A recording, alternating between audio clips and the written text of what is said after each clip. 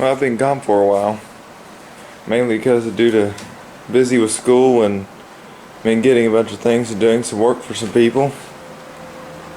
Here's one of those things.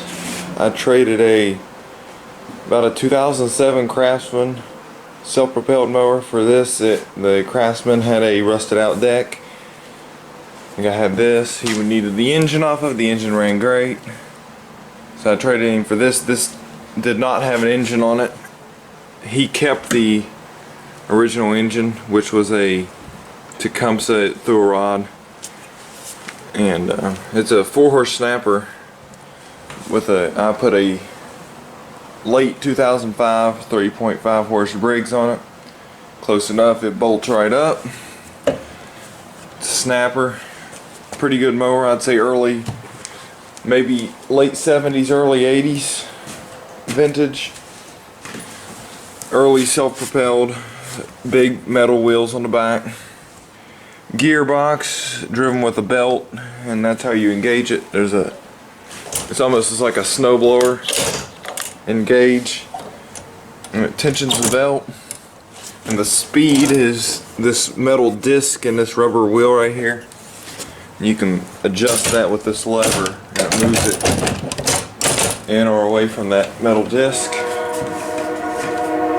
I am not going to hook up the throttle because there's nowhere for this. These newer ones are self-governed with this tab. The older ones had a linkage thing out here.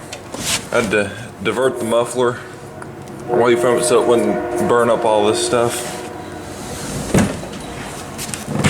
There's underneath. Deck's in really good shape. The blade's in good shape. There's the belt. Has axles on the front and rear. So it's a pretty good mower. So let me start it up. Alright, let's start it up. Might take a few tries. It's got the primer bulb up here, newer carburetor. Give it a bunch of primes. Alright, let's see what happens.